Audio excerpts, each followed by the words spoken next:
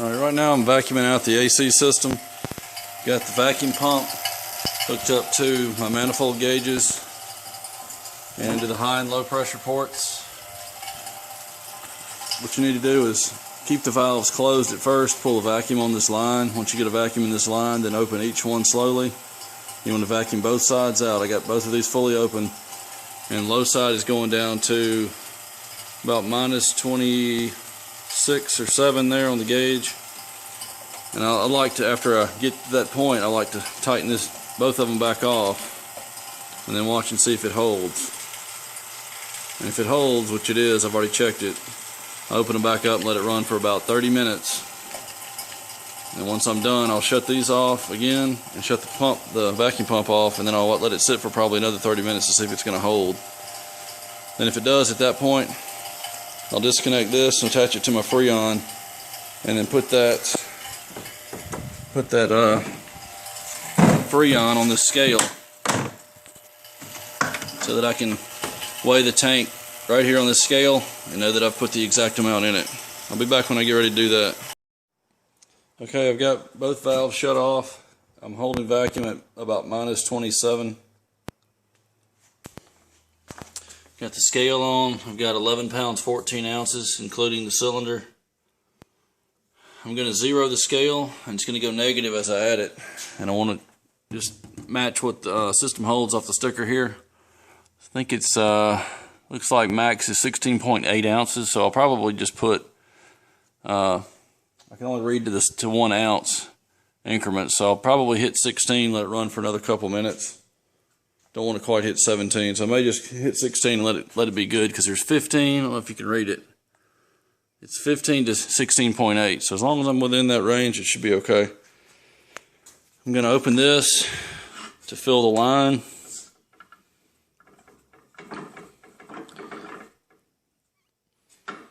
And now that I've got Freon in the line at the same tank pressure up to here, these are both closed. You only want to fill it from the low side.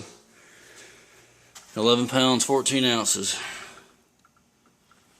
That's sort of irrelevant right now, but I need to know how much I've got. I'm getting a little bit low. I'm going to zero it.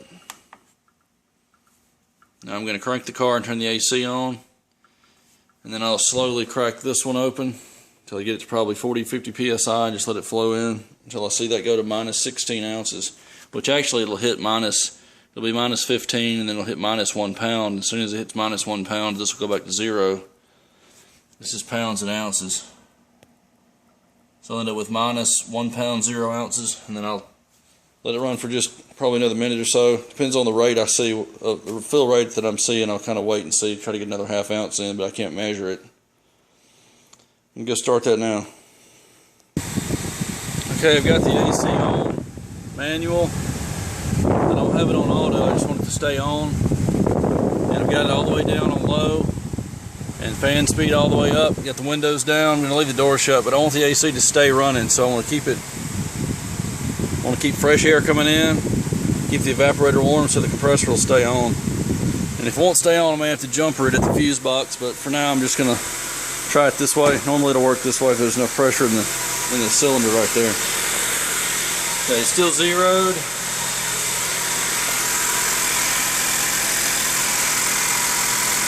I'm actually smelling Freon right now, so I'm going to have to make sure my connections are tight.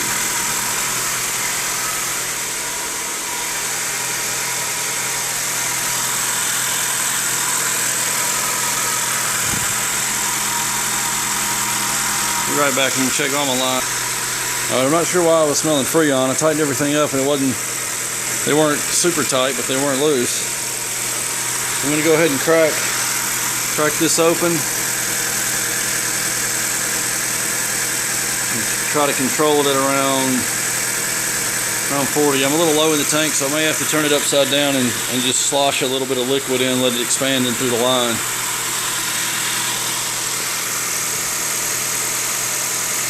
Alright, I've got that about 45. You just have to, the compressor just kicked on and pulled it down. So it should continue to run as long as I keep enough pressure being fed into it. Going to minus 1 ounce. I'm just going to let it continue to run. I may have to lift it off the scale, shake it, put some liquid in. But I'll run it to -1 pound, and then it's actually going pretty quick right now, but I'll just watch this rate. And if it's about, 1 ounce per minute or ½ ounce per minute, something like that, I'll just wait about that long to add that other ½ ounce at the end that I can't measure. But I'm gonna let it run until I get 1 pound in it, and then just a little bit longer. Alright, that filled pretty quick. I'm at -1 pound. I let it run for about another 20-30 seconds after that. It was taking about 2 minutes for 1 ounce. So I waited about 30 seconds or so just to add a little bit more than 16. I don't want to overfill it. I've got a voltmeter in here with a thermocouple attached to it where I'm watching the temperature. That's the center vent temperature over there. You want to go in the center vents. Got the probe about 1 foot down in the vent duct. And I'm hitting about 52 degrees. It's 75 to 80 outside, so that's not bad. And that's just on fresh air coming in from the car sitting here idling. So with it on max, it'll probably get down in the 40s, and that should be fine. But I've got the right amount in the system, so nothing else I can really do. When I hit 1 pound, I turned it off here just so that nothing else would come in through the yellow line here. Now I can watch the pressures and make sure that's right. And it stops the flow down here also. And I'm just going to stop here. Now that I've got it stopped up here at the manifold, I'm going to turn it off here. And then I'll turn off the scale.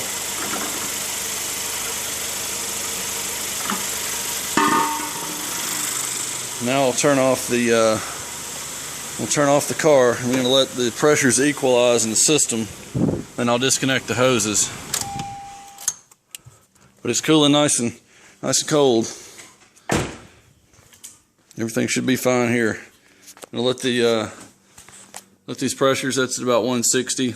Let that come down, and this will match up to it somewhere about midway, probably 100 psi, and then I'll pull them off later. All right, I've got the jamb of the trunk lid straightened out. I put studs along this ridge in here. It was actually low in here too, and that ridge right there, so it'll hopefully seal okay. And I've scuffed it all back with 180. I've got my spreader cut down. I cut the side of the spreader off, rounded off the corners. Just going to use an old one here. I'm going to mix it up with the stick. Not too worried about getting pinholes or whatever in it. I'm going to use this to get in here.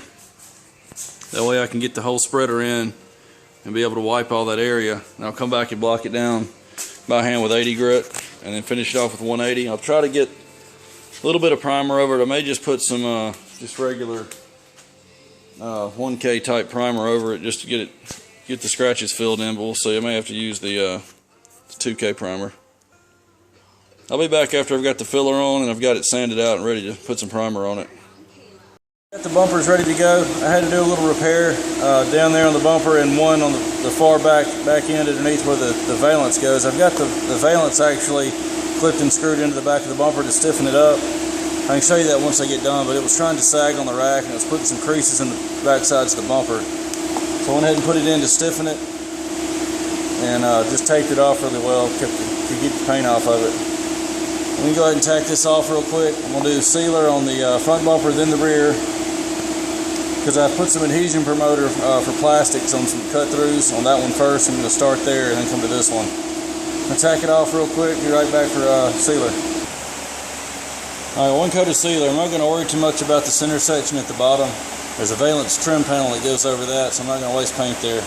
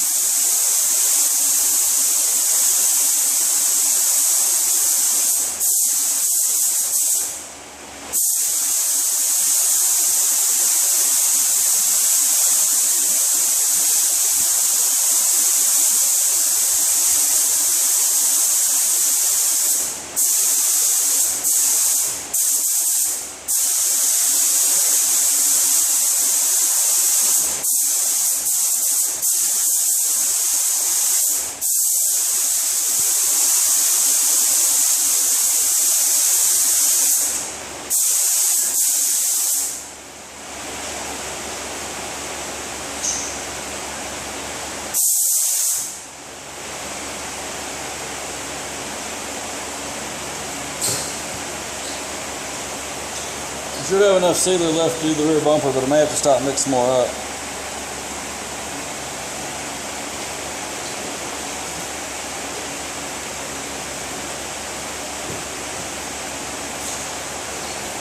Gotta mix up a little more.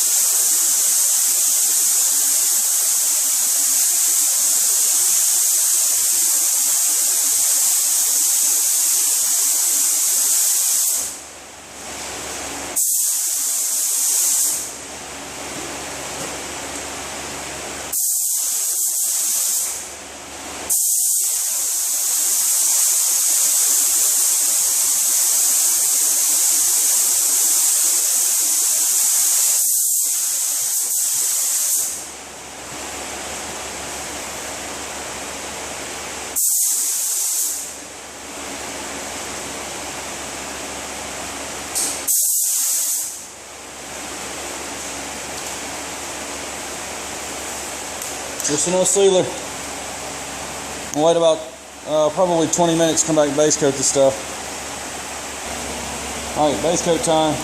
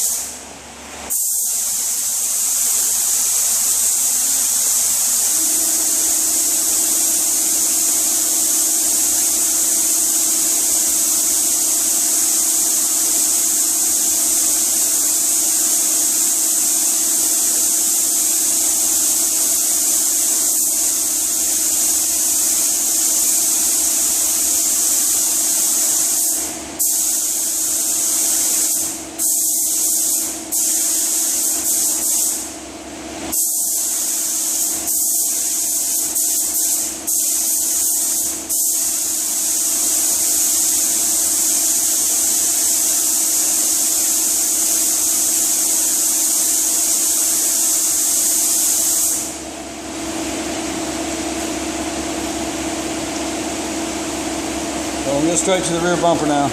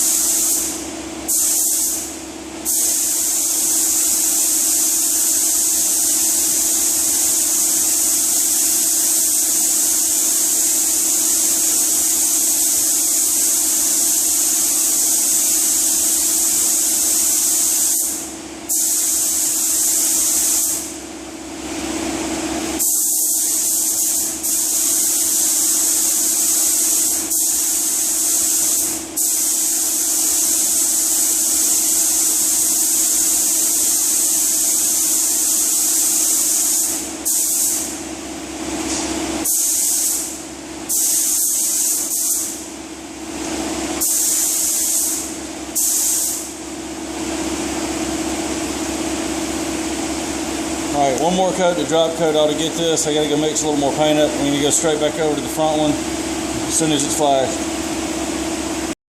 Alright, base coat's flashed for about 45 minutes. Put one coat of clear on and then I'll be back when I have the second one finished.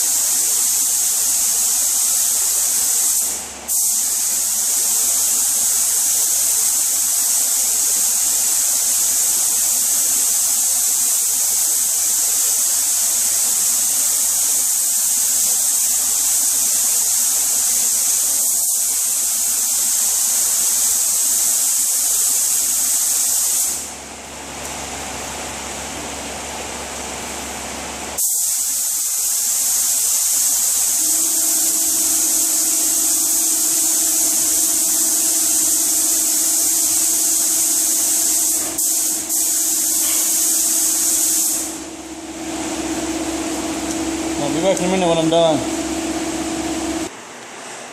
Here's a quick look off the gun. I'll be back in just a little while when I have the front bumper together.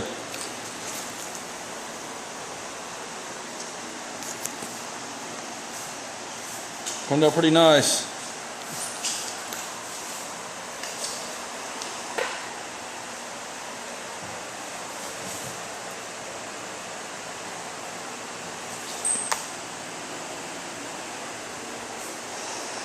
I got to pull the masking off this rear trim.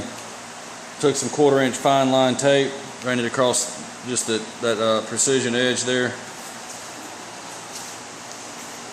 and then layered it with just yellow tape and paper and sealed it completely so none of the overspray from the front could come around under the paper, get on the back.